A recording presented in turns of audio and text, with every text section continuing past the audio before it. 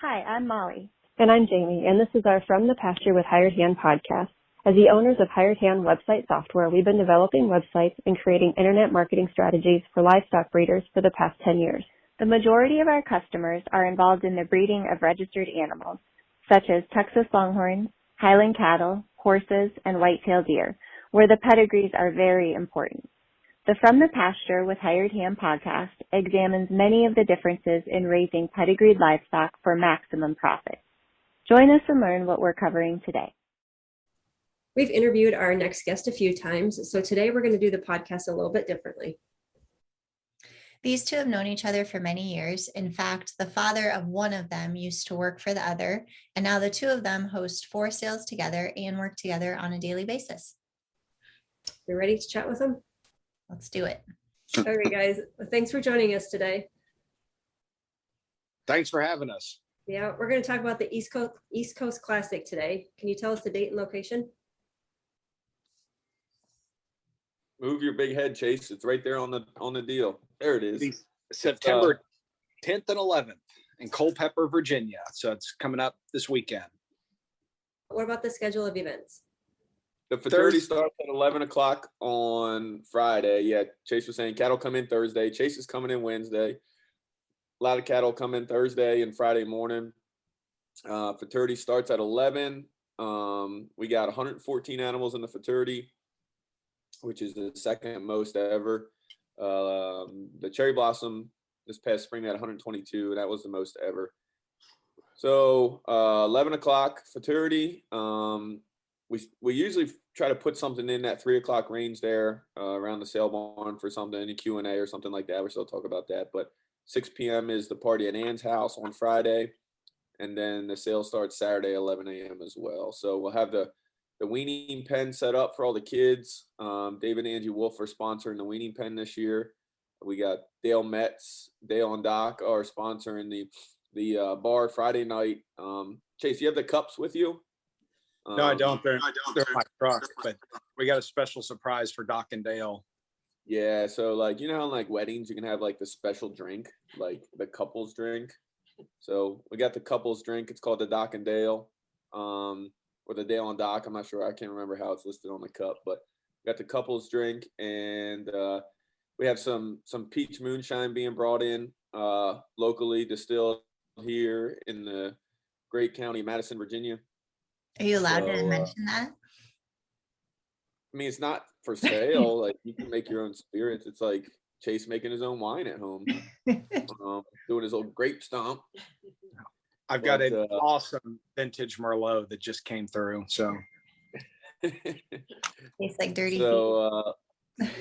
He like reads them off his toes. I call it croc essence. So we have the Doc and Dale Friday night. And then, like I said, Dave and Angie Wolf are sponsoring the weaning pen. And they're bringing like the 3-foot pixie sticks. You guys remember those? Molly doesn't. I do. My parents never let me have Molly had the paper ones back in the day. It was before plastic was invented. Probably. But they're like 3 foot long. You can get in pretty good sword fights with them. So I imagine the kids are going to be tussling around. So we got that. And then Ryan and Brandy Schmidt sponsored the bar on Saturday too, at a saloon. So we'll have drinks and refreshments the whole way and pixie sticks for all the kids. Okay, so any sublots for the sale? Right now we have one, and it's Nelson and Tammy Hearn's lot. They came in, and what we like to ask for from consigners, if they're bringing a cow of age, she either needs to have a calf at side or is bred. And you know, we had the same thing in the cherry blossom in the East Coast last year. The group of consigners are such stand-up people. Nelson called and said, "Hey, it's not going to work with this one. We're bringing one," and I think she's actually better. You know, we've seen it time and time through. And she's in the futurity too, right, Bear? Yeah, it's one of the futurity heifers. And then John and Christie's Heels and Pearls cow got pulled as well. Yeah, so she's out. So, and that one stung, and I know it stung for John and Christie because she's probably one of the top heifers they've raised, but they tried to AI her and missed, and all she had to be bred to was her brother, and So they're pulling her back and to get her AI'd and settled, and maybe we'll see her in the legacy next year. That's the gamble people take, with AI and whatnot is, sometimes they get missed. And, I know this is something Dale Hunt started too with the Texoma sale, was to make sure everything was either calf at side or bred of age. And that's a big thing for the buyers. We want to make sure that these cattle are guaranteed, and if they're palpated or blood tested pregnant, and then they have a calf at side, that's them. That's their guarantee right there. Speaking of the futurity animals, are you guys going to let any of the class winners sell in the sale this year? I mean, yeah, we try to beg.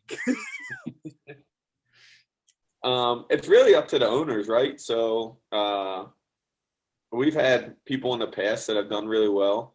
I can't think of his name, drawing a blank on him. Bruce up in Michigan. Curtis. So, Bruce Curtis, yep. Yeah, his heifer brought 7,000 one year at the Cherry Blossom.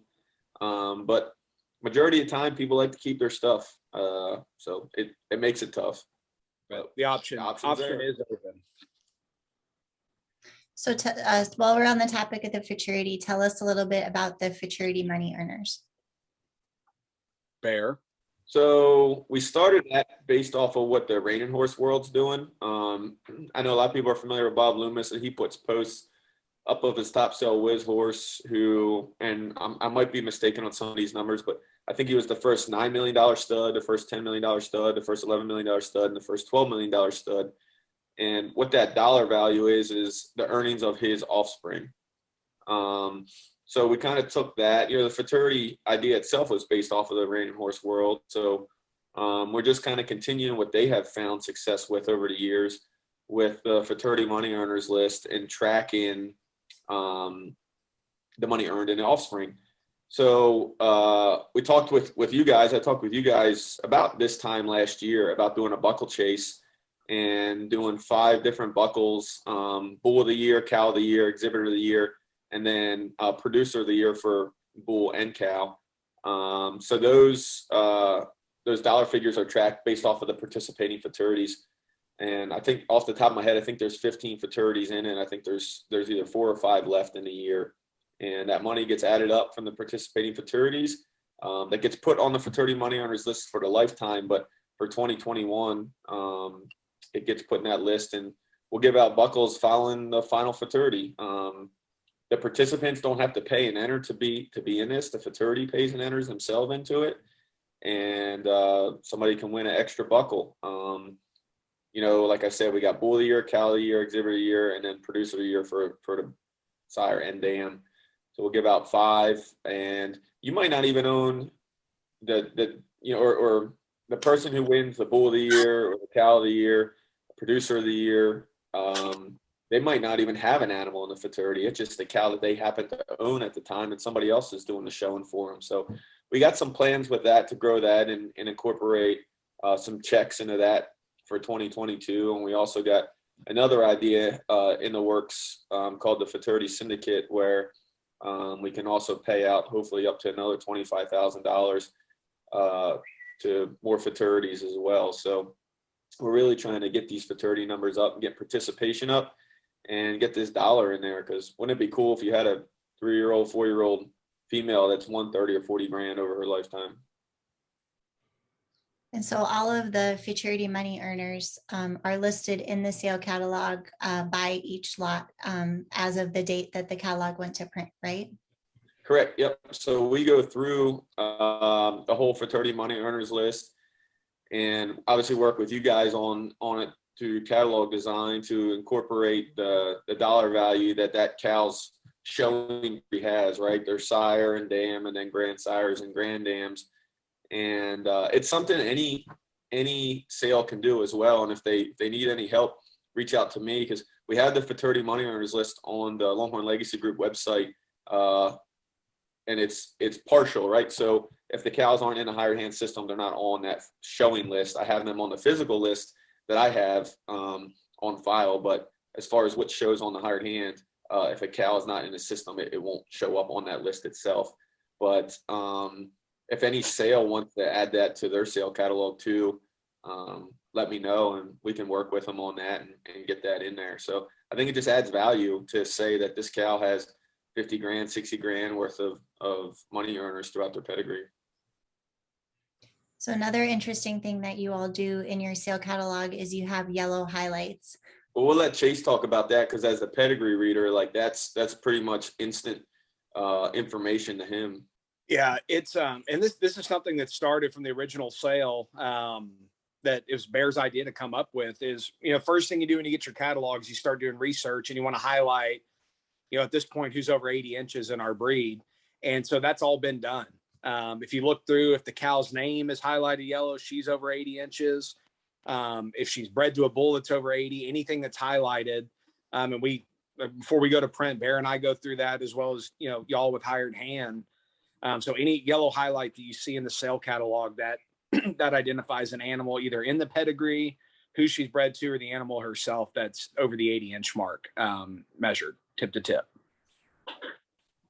We just wanted to try some new stuff on a sale catalog too. When we, prior to the East Coast Longhorn Classic's inaugural sale, I guess we'll call it, what year was that? Like 17, I guess, was our first year, maybe 17 or 18.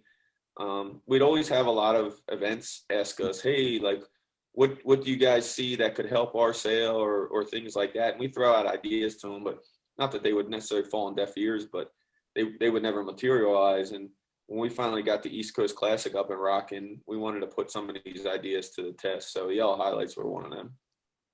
All right. Are you guys ready for a game? Chase, didn't we talk about this? You asked them the questions. You go first.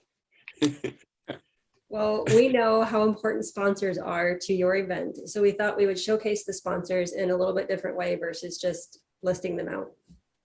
So I'm going to give you a couple of clues on who the sponsor is, and you have to guess. I like this. All ready? All right. So the first one is part of the cartel, and he bought his first Longhorn from his father-in-law, Scott. Aaron Atkins. Right on. God, I'm so good at games. Are you cheating? Do you have your catalog out? No, nothing. Okay. This next person wanted Longhorns after attending the University of Texas and travels the world hunting. Chris Clark. Sorry, y'all can jump in anytime, Bear and Ann. No, I just like to see how excited you get. Oh, no, I know. I know this guy. All right. Next one, owns a grocery store and a restaurant, maybe a couple restaurants, I'm not for sure. And recently got married. Buzzer goes to Ann. Yeah, Ricky. Ricky. Yep. All Home right. Ranch. Yep. All right. They got into Longhorns after buying one for her father-in-law as a Christmas gift. And go ahead. David Smith and Augie's dad, or Angie Smith and Augie's dad, the Wolves. Yes, that's right. Great people. This one has owned Longhorns for 17 years, and Barry, you worked for him briefly before starting at G&G. They started raising Longhorns in the 90s, and they raise Longhorns and pigs. That would be the Clenards. Very good. From right here in Texas. They're actually convoying up with us with Pauling. Are they? Rockdale. And Lonnie's our judge, one of our judges too for the fraternity. Oh, nice. They put in two nice cows. Probably the best two they have in their herd. Yeah. All right, so this next one has a little interesting story how he got into Longhorns. He bought his first Longhorn. Yes, nailed it. I love Kurt's story. Funny story. Did you say Twining? Yeah. So we were sitting at the Midwest sale this year, and we were looking at his consignment photo of his cow. We were going over info, and there's this beautiful cow in the background. I go, Kurt, who's that? He goes, oh, that's my upper 80-inch drag iron daughter. And I was like, can we do her in the legacy? He goes, sure. So we got a consignment off of looking at his other consignment photo. You know, with the questionnaire for the sponsorship stuff, we try to leave it really open-ended because we want to see how people respond to it, right? We don't want to make it such detailed question where the answers are always consistent. So, and I think, I mean, this is our 4th year doing it. So the questions are getting tougher and tougher to come up with where they're vague enough because we want people to elaborate on how they get involved. And Kurt's is funny. I mean, I can just see, if you know Kurt Twining, you gotta love him because he's just so laid back. There doesn't seem to be very much that would probably get him riled up. And I mean, obviously we don't work with him on a professional level because I'd be curious to see how he is in his professional life. But reading this stuff as it comes in, because we send out these questionnaires, we get them back. And I read every one of them because they're just interesting to me, and I want to know some of these questions. That's why I ask them. And I can see Kurt just driving down the road, being like, "I'd really like some Longhorns," and then his then wife be like, "Well, if you ever get them, I'm getting divorced." And Kurt's like, "Next week, I got a divorce and got my Longhorns." Way to go, Kurt! These people have raised Longhorns since 2007, and this gentleman I don't know if he still is a pastor. Wait, would you say Chase? That was Bear. The Helms. Say something. Yeah, they put in 2 really nice. How about tell me where they live? Announce where they live, and then we'll guess. Yeah, Red Oak, Texas. Yes. All right. So these people are from Massachusetts, and they have their own line of cooking Granbury, spices. Massachusetts. What? She said Cody's, and I said Granbury, Massachusetts. Very good. Yes. Jeremiah. No, they're bull. Great people too. 11. You know what that passage is? I know the plans I have for you. Correct. That's Good like job. a bonus point. I no doubt. Wow. All right. So these next people purchased their first Longhorns from G&G. The Legacy was their first sale that they attended. And I think she really enjoys her flower gardens. Oh, that'd be the Tallies. Boonesboro, Maryland. So this gentleman got his first Longhorns from his uncle. And he says the most valuable part of raising Longhorns are the friendships they've gained. Mark Flincham. You're good. You're on a roll, Chase. Mark he's been one of those guys that every year to any capacity he can, whether it's consigning, sponsoring, this and that, he's always a part of it, and we can always count on him. And it's been cool to see. A few years ago, he got this little bull calf named the Prophet, and so he's going to do big things. And now we're seeing 4 and 5 year old Prophet daughters. He's got one in the sale that's just a knockout. So it's been cool to see his program grow and always this continued support. And his boy too, Lane's involved in the cattle too. So it's neat to see, what were these little kids 10 years ago and now kind of really growing up. And I think with a lot of these little kids that grew up in it, they don't stick around in it, but to see Lane coming into it and to see, like the Stoltzes will be there for the fraternity, to see Sam,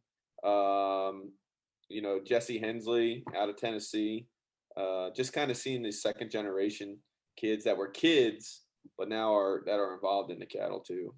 Okay, this gentleman realized he wanted Longhorns while traveling on Route 82, and he calls his Longhorns a hobby that's gone wild. That's Lloyd Ash out of Pennsylvania. So 82 used to have part of the King Ranch on it. It's southeastern PA. So the King Ranch had a ton of grassland up there, and they would ship cattle up from Texas to range on this grass. And so my dad grew up in that area. When he was a little kid, when the King Ranch Cowboys came to town, like it was a big deal for the whole area. And Lloyd's got a really nice drag iron daughter in this sale. It's his first time participating in the East Coast, and she's a knockout. Not only that, but he takes a fantastic picture. Yeah, I mean, have you seen the photo that he took of her? Yeah, it's man. So I was talking I was talking to a guy the other day about it, and he's like, "Oh, I just don't have time to go take pictures." And I was like, "If I gave you $1,000 to go take a photo today, would you do it?" I have one photo, and he's like, "Yeah, absolutely." I'm like, "Why wouldn't you take all day then to get one good photo? Because it's going to cost you or make you $1,000. Like, go get a good photo." And he kind of laughed at it, but it's the truth. And Lloyd knocked it out of the park. I mean, that's $1,000 photo. So Lloyd, I think your animal online is like at 5,300 right now. So she should be a $6,300 cow. Okay, so she loves a good tequila and is often called Boss Lady. Yeah. Who could I that don't be? think that was in the write-up at all. Was that in there? Did somebody put that in there? I don't know. We found that somewhere. So, quick story is that Ann had pulled up to the office, and I pulled out, and Sean left right as she pulled up, and we kind of have like a little sign when she pulls up. We do the caw caw. So she thought that the caw sign went off, and both of us just scattered in opposite directions. You might catch one of us, but you ain't getting both of us. You guys are terrible. Okay, this next family is from West Virginia. They have 3 small children, and he builds houses. Justin Henry. He's got 2 awesome cows in the sale too. One's partnership with Hoosiers, the other one's Peyton's. And Justin sold down his herd. I was talking to him today about it too, and he had so much going on between his kids, sports and school and work that he sold down a tremendous amount of his herd, which Ann had bought. He says coming to buy a cow. So he got out of the Longhorn business a month ago, and he's back in it this month. So Which happens a lot. So this gentleman was told that Longhorns will get under your skin when he first purchased them 11 years ago, and then you now have over 50 head, and they live in Tennessee. Chase, that's east of Texas and southwest of Virginia. Western Virginia. Yeah, it's the Hensleys, and they got a 96. I think she's 90. I want to say 98, 99. It'll be interesting to see what her measurement comes in, but she's a really cool cow. She's got a ton of horn. And I mentioned earlier about Jesse, Todd's son. So Jesse's another one, kind of second generation young kid who was always kind of running around the sales, and now he's grown up. He's also a professional bullfighter. So if you follow him on Facebook, he's not just doing the little local rodeos, but he's doing some big time buck and bull events. And the cool thing about that cow is what 98 and a quarter or something she measured. That's a feat in itself, but she's probably, I would almost guarantee you could take her to the showcase or a measurement event and win a total horn bronze. Because the way she swoops and goes, she's got to be in the 120s, close to 130 total horn, I would imagine. Well, and then look at her color too. She's black and white white, kind of spotted cow, so she's got a lot going on. This couple has been raising Longhorns for almost 30 years, and all their bred cattle are named River Forks. The Kings. Mm-hmm. Terry and Tammy. They got a smoke show in that black and white. Chase and I. What's that, Chase? I said she's lot 3. Like we want to start off with the bang, and they're always up for it. And I don't think you'll meet a nicer couple. Well, we talk about that too, because Chase and I will spend 4 or 5 hours trying to lot the sale and put the sale lots together and try to keep it in a flowing manner. And since the first East Coast Classic, we really tried to do it put some really bang up cows to start up the sale with. And I know a lot of people have always been afraid to do that for fear that the sale's not in motion yet. And people are still kind of lethargic. And but we've never had any problems with it. Those big cows just rock home runs right off the bat. We've had a $9,500 heifer sale. We've had a $13,000 cow sale. And who knows what this black and white cow will do. We had a tough time too trying to put the sale together because we just had good cow after good cow after good cow. So okay, so this next duo, they met through classic cars. One is a doctor and the other is a retired military pilot. That would be Dale and Doc of FHR Longhorns. I don't think you'll meet 2 more personable people, but Dale's riding up with us. I think Doc is flying in. But yeah, great people. That DH Tari they put in. Again, Dale's one of those guys we go and he always says we bully him into consigning, but all we really have to do is ask, like, Dale, what about that one? Okay. And he steps up. He had a knockout. Was it the East Coast last year when they sold Tula? But the East Coast or Cherry Blossom, I can't remember. But I don't think you'll meet a stronger advocate for the East Coast than Dale. That's what he said. He's like, I will never miss one of those sales. And, he's a great guy.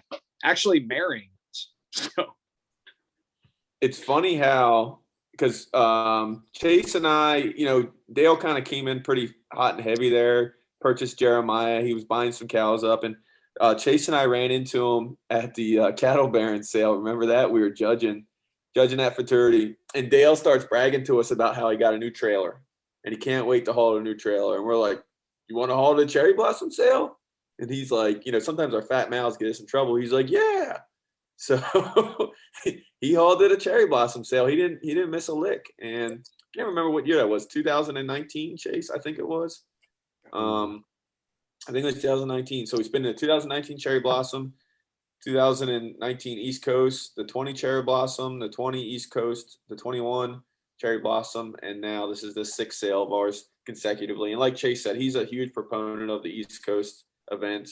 He's got partners in the Cody's with Jeremiah up in Massachusetts. He partnered with us on Payline, Chase and G&G. And, he sponsored the sale, he sponsored the bar, and he sponsored the futurity. And, all we did was ask him, and he's in for it. So we certainly appreciate his support and belief in what we're trying to do out here. Okay, so this next lady, she traded a rifle scope for her first Longhorn, and they're also part of the cartel. Jessica Morris. Yeah. Yep. Jessica worked in a pawn shop. She's got a really cool story. If you ever get a chance to sit down with them, because the Morrises have been in for a long time. Yeah. I mean, early 2000s, and Ken had black cattle, and when he started dating Jessica, he sold all his black cows and got into Longhorns, and Jessica's very outgoing and I'm not going to, approachable is not the word, but she'll come right at you. And Ken isn't. Ken's super quiet. And it's funny because when they first got started, and you got to talk to him because of the way they tell a story, but Ken will look like a cow and convince Jessica to go talk to the guy because he's too scared to go talk to him. And maybe I shouldn't say scared, but Ken's another one who, when we decided to do the East Coast, we wanted to promote what the East Coast breeders were doing. And Ken and Scott and Aaron, Ricky, at the time Tyson was alive and around, and all those guys are like, we're in. And this year, talking with Ken, he's like, I don't have anything. And I was like, man, we need your support. And he put in cows he didn't want to sell. And that's why this sale works. I mean, and we talk about it all the time as a group. Like, if the breeders want to stop doing this sale and they tell us that by not supporting it, like we'll stop it. And that's okay with us, because Chase and I will go elk hunting in September. And we'll have a lot less stress over the months of May, June, and July, trying to get the sale ready. So, and then August with the futurity. But as long as the supporters and the sponsors and people come and buy and people come and bid and people come and participate, we'll keep doing it. But the second that they stop doing it, that they don't want to do it anymore, that they think there's no room for this event, we'll shut her down and go elk hunting. Yeah. I mean, that's one of the best parts about the East Coast events, though, is the gratitude of the people that come up and thank you for doing an event that they're able to go to and it's closer to home for them.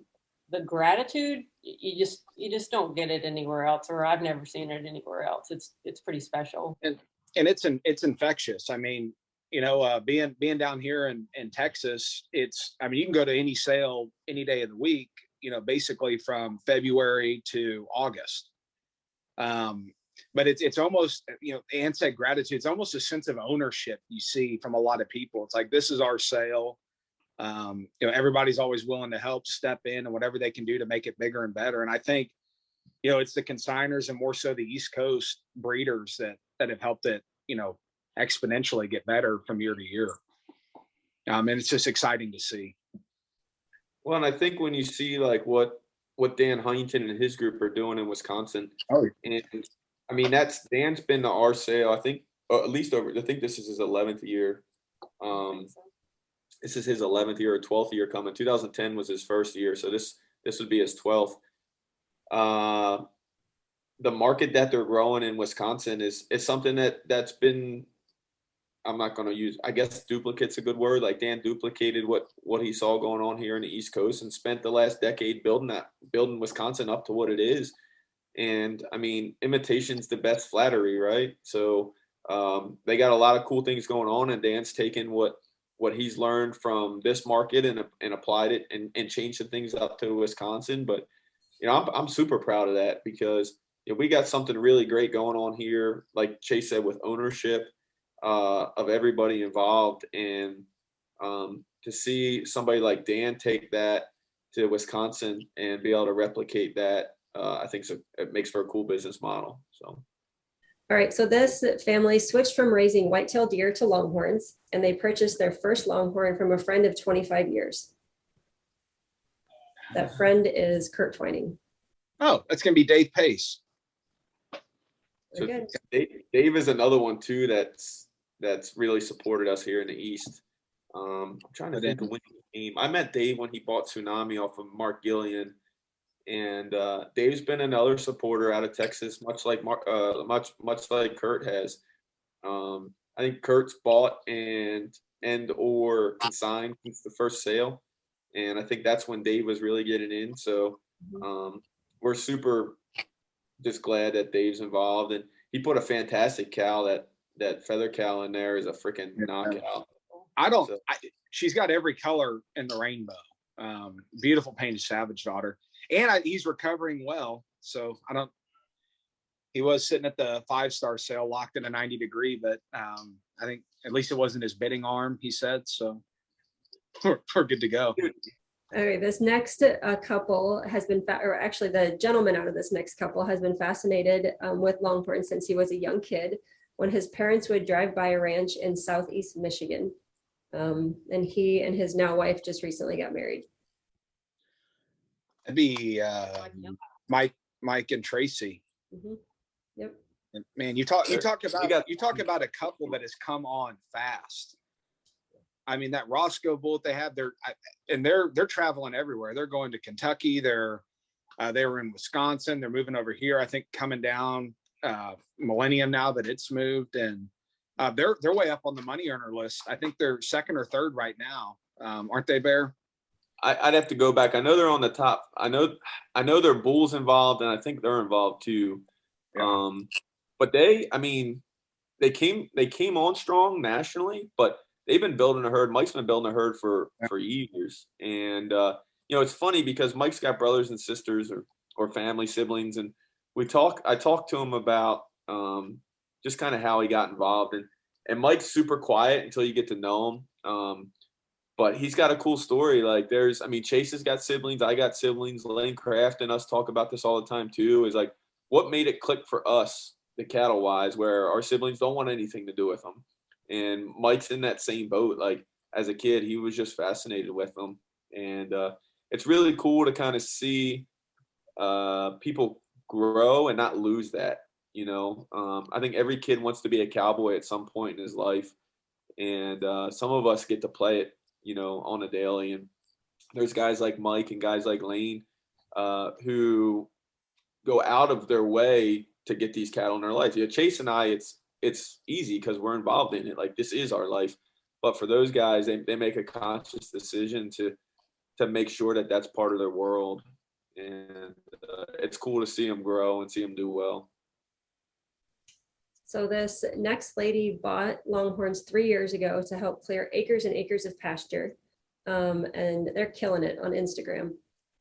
It'd be Carol and Andrew. So Carol Powell, and she has built a serious herd really quick. And then Andrew, they're new breeders, but they're just infected with the passion about these cows. And like I said, I think Ann had originally met Carol. Was at the Cherry Blossom she came, and then she came to the Legacy, and they kind of clicked because they both came from the horse world. Yeah. And since then, stay out of her way because she's building an awesome herd and is such a nice lady. Hey, Chase, pronounce Andrew's last name. I'm not pronouncing any last names. I always get made fun of. I see these names. I can't do it either, so it'd be you and me on the same boat. But I just got to it before you did. Yeah, they got some cool stuff going on. Excuse me, and their Instagram page, obviously. I mean, they got the horse stuff happening, and you know what Andrew. So we have two sets of sponsorships for the sale. We have the one side where if you have a cow, you get free consignment, free ad, 0% commission. And so if you have a cow, a good cow, you won't find anywhere in the country that gives you the best offering for your consignment.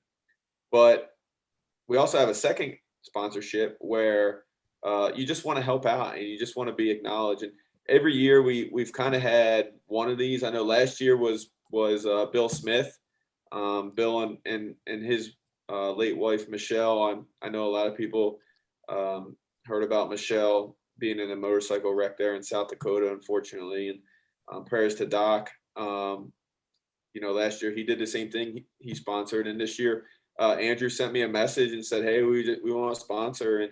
And again, it goes back to getting support from the East Coast, and we'll do this as long as everybody wants it to happen, and it happens by participation. You know, talk is cheap, so to speak. So to have, you know, people step up like that, that makes it go round for us.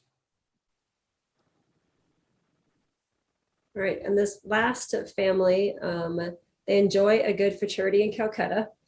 I think Anne usually tries to figure out where he's sitting so she can keep an eye on him. And their ranch manager is now their grandson. That would be the Randolphs. It is. Does everybody know that Dylan's their grandson? Because he always calls them John and Christy. And I mean, have you ever seen his forearm though? Like you want to tell that story, Chase? Yeah, this was before Yellowstone was even cool. You know, Dylan, I don't think you'll meet anybody more true to himself than Dylan. He is the same guy in the cow barn that he is at a 5-star steak restaurant. And one day they freeze brand. Their brand is it's a line has 3 half triangles. It makes like a pine tree because we're in the area where Lonesome Pines and Lost Pines are in Texas. And I guess Dylan just decided it was a good idea to freeze brand himself. And I think it's his left arm. He's got the brand on his forearm. And it's like, why'd you do it? He goes, thought it'd be cool. I think John mentioned something about being in the will. And before he was done with the ill of will, Dylan had himself branded up. So never wanted to back down from a good bet. That's for sure. No, and he I said Dylan's riding up with us as well. I think John and Christy are doing their typical route. They stop at, I think, every casino on the way up. So I was like, Christy, which way y'all coming? She goes, we're going through Mississippi. I'm like, that's not on the way. She's like, that's where the Golden Nugget is. I'm like, okay. They're going Mississippi up to Nashville and Memphis to hit back to Memphis to hit the riverboat casinos, Indianapolis, New York, and then back down.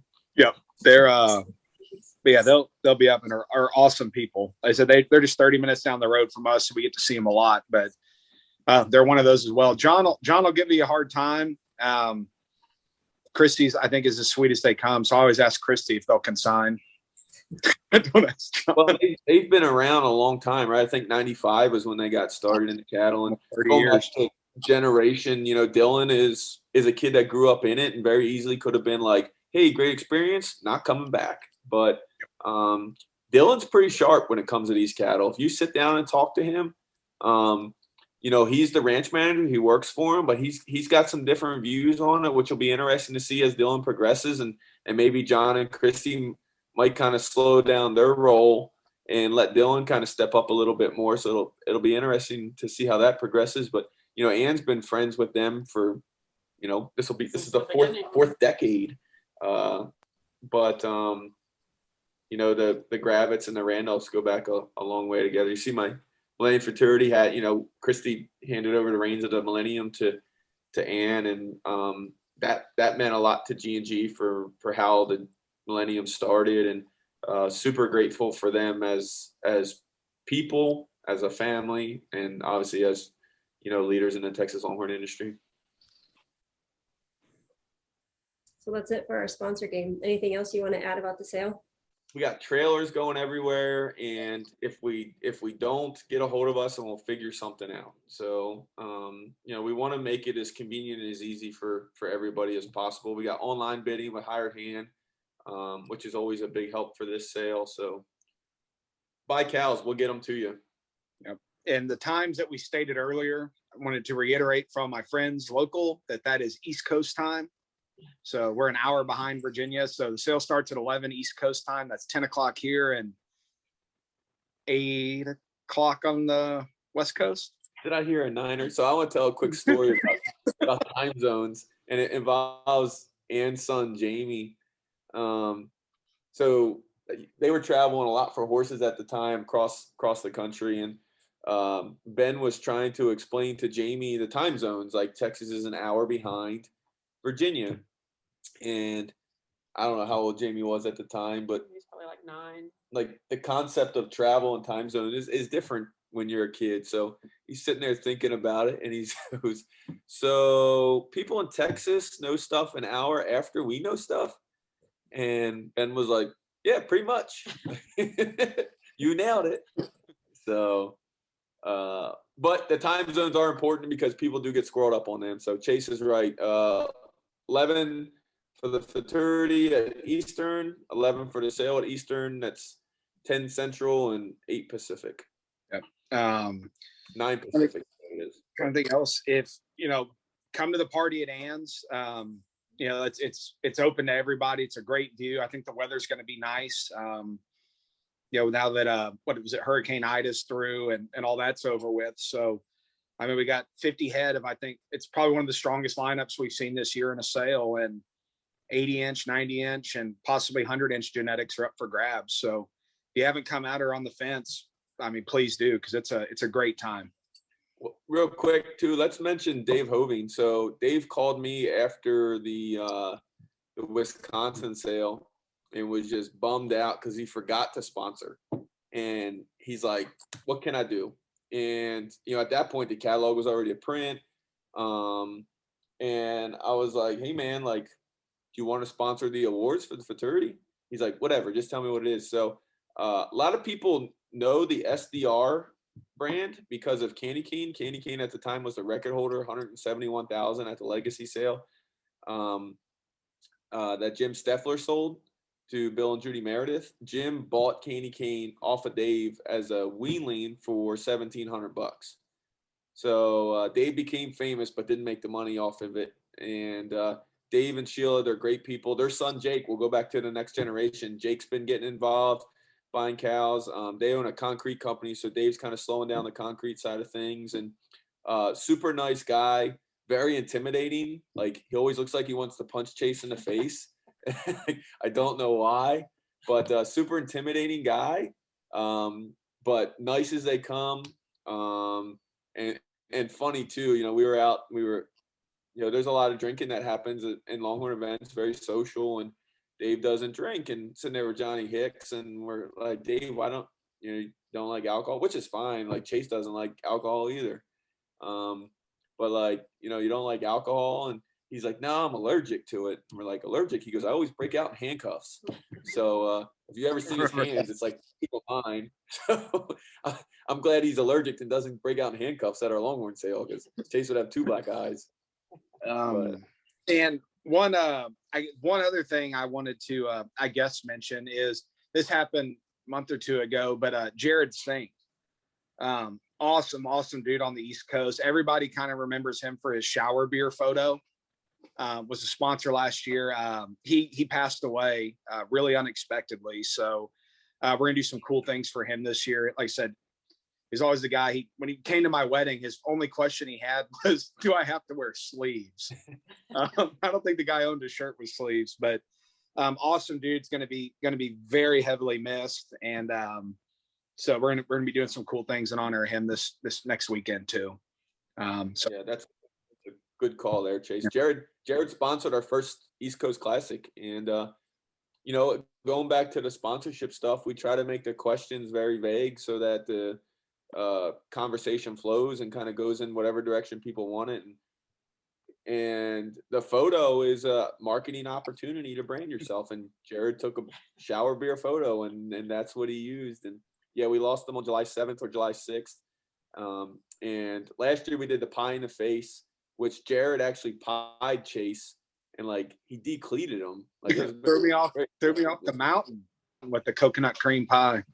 So Marshall Burkholder, who baked those pies last year, she baked another coconut cream that she's going to bring, and we're going to sell to benefit the Longhorn Legacy Grant in honor of Jared. And so we miss him, and we'll miss his laugh and kind of his warm friendliness that he always brought. So I guess, what are you doing? So that was always it.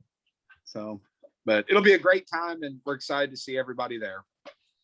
Well, good. We'll see everybody in a few days. Sounds great. Y'all have a good one. Deal. Bye.